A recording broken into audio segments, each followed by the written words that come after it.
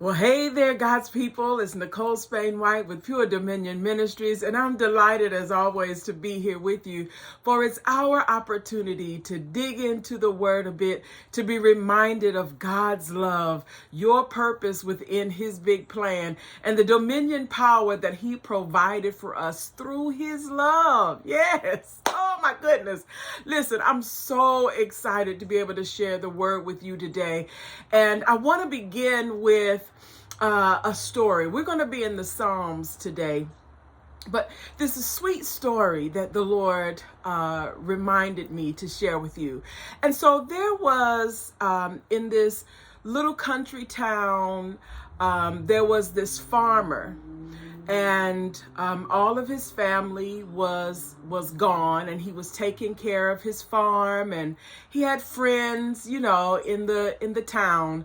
And then some miles up, the next farmer over, there was a sweet little family with a little boy. And so they exchanged, conversations throughout the years, and helped each other when they needed it, all of those wonderful things. Yet there was a time when the little boy went over. His father had sent him over to the farmer to ask for a particular thing, and they kind of became friends. And he would show him little things around the farm and how to do. So he became like his little apprentice, right? Years go on, and the little boy and his family, they struggled a bit. And the little boy just kind of pondered it in his heart and learned many things from his family. But he knew that he wanted to be the kind of young man that would be able to help his family later on in life. And so he grows up there, he finds a young lady, and they decide to stay and help his father and mother with their farm. He recognized that things had gotten a little better for his dad, and time goes on, and he becomes a master farmer, right? Well, then his parents pass away, and throughout the years, he has stayed in touch with the farmer down the road. And shortly after his parents passed away, and he's attempting to continue the legacy of the farm, this major system goes out. But during this time, it's about $2,500, but he's doing all that he can to really keep things up, and he doesn't have it. So he decides to go to the farmer, and he asks him, could he borrow the $2,500? And the farmer gives him a little lecture, but he does in fact give him the money. And the young man says, I promise I'll pay you back. And the farmer just says, do as you can, right? A man of little words, but great wisdom. And so time goes on, and about 2 years later, everything is doing well for this young family, and he comes to the house and he gives the farmer his $2,500 back with this note of just thanking him profusely of what he's done and what it meant to his little family. And now he has a son, and his wife is pregnant, and it's just really sweet. And time goes on, and they continue to work with one another and help each other out. And then the farmer passes. And about 2 or 3 days later, there's a knock at the young family's door. And the attorney is there, and he says he's the executor of the farmer's estate. And he says to him, I have something for you. And he gives the envelope to the young man, and in it, he sees all the deeds for all of his property, which is over 800 acres. The young man had no idea he had that much land. He has all of the deeds to the home, to all of his equipment, to his cars. I mean, everything that this farmer owned, he gave to this young man. And there was a note attached. And all the note said in the old farmer's handwriting was, because you were faithful and grateful in the little things. Mm. And it blows the young man's mind. And not only does it blow his mind, but it changes his life forever. And so I share that story with you because we're now in the season of Thanksgiving. And as that gentle reminder to not wait until that fourth Thursday to think about Thanksgiving, or wait till you're around the table to say thank you for the things of the year. But start this month off with Thanksgiving.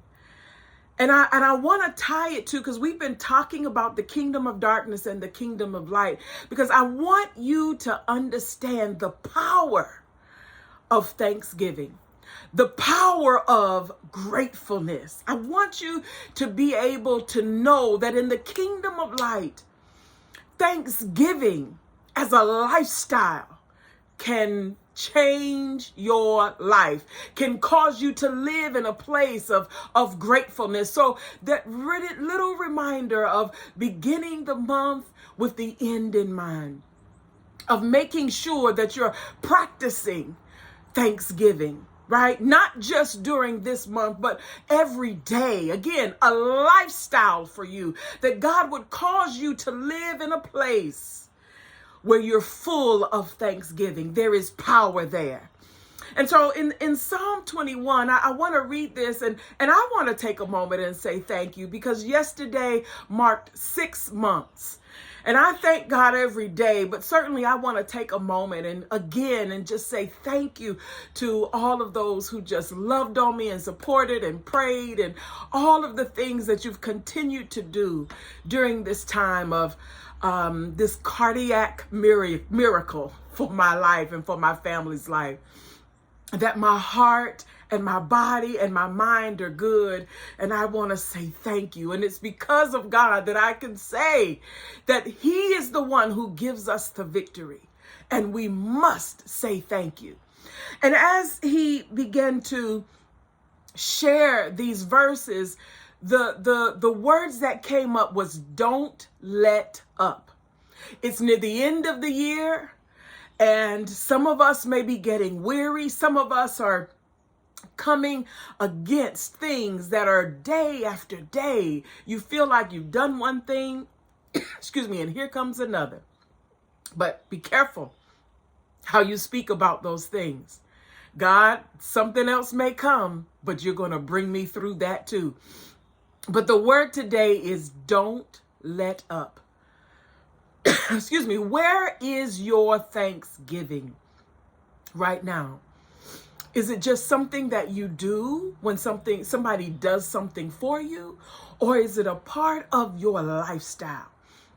Because what the enemy doesn't want you to know is that thanksgiving puts you in a state of heart and mind. It puts you in a position in the body. It puts you in a position in your spirit where you can be the one who remembers.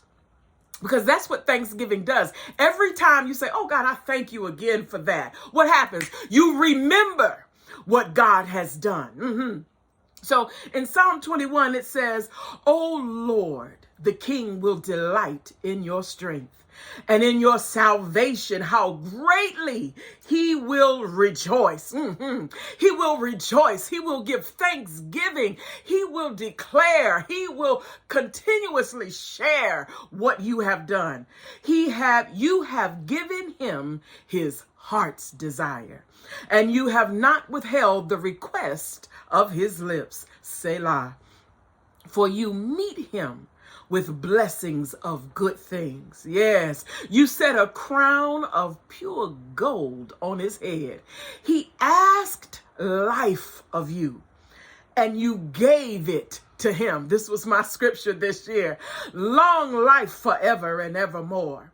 His glory is great because of your victory. Splendor and majesty you bestow upon him.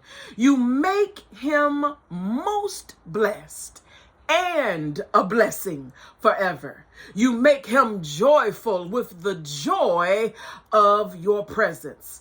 For the king confidently trusts in the Lord, and through the loving kindness, faithfulness, goodness of the Most High, he will never be shaken. Woo!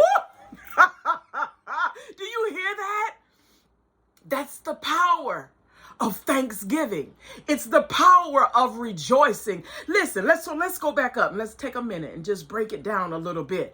He says that the king delights in him. This is King David speaking. He's delighting in the strength of God, because it's the strength of God and the salvation of God that has brought him through everything he's had to walk through. Yes, we're going to have to walk through some things, but listen, let patience and endurance have its perfect work, because when it is done, you will be wanting nothing. You hear me? It says, you have given him his heart's desire. So he knew that God was the one that he went to. God was the one that he poured his heart out to, and God gave him his heart's desire. He said the things that he spoke through his lips. What does that tell you? You're going to have to speak some things. Yes, you're going to have to remember where your victory comes from. You're going to have to remember who God is in your life in the midst of everything that you're having to uphold, whether it's a burden or a mantle, whether it's a responsibility or a chore, whatever it is. God says that if you speak it out of your lips, if you cast your cares upon me and give me thanksgiving, because what the enemy wants is to keep you in that place where, Lord, there's always something. He wants to keep you in that place. Well, why me, God? He wants to keep you in that place, because if you're in that place, you're not in the place of thanksgiving. Yes, you're not in the place where your heart is remembering what God has already done for you. And if he's done it before, he'll do it again. Yes. So I'm here to tell you, don't you let up. I don't care that the end of the year is coming. Don't you let up. Where is your thanksgiving? Where is it? Is it in the front of your mind? Is it in the front of your heart? Are you meditating on it day and night? Because what you need to understand is there is an adversary, and he's roaming about, attempting to devour you, devour those that you love. Yes, I have a little note on my calendar that pops up every day, midday, and it says you have an adversary that wants to shut you up. So you do, and share something about the glory of God. Yes, I remind myself each day, because I want it to be a lifestyle. Yes, because he says here that the things that God has done, he said he's met him with blessings of good things in verse 3. He says he's put a crown of pure gold on his head. He said, I asked you for life, God. And you gave me long life. And all I have to do is partner with you and give my body, my mind, my soul, not only the love that you have provided for me, but the sustenance and the things that it needs to be able to walk in that. He says, splendor and majesty you bestowed upon him. And not only did you cause me to be blessed, but then you turned around and gave me enough to be a blessing. So the loving kindness and faithfulness and goodness of the Most High, because I remember through thanksgiving, causes me never to be shaken.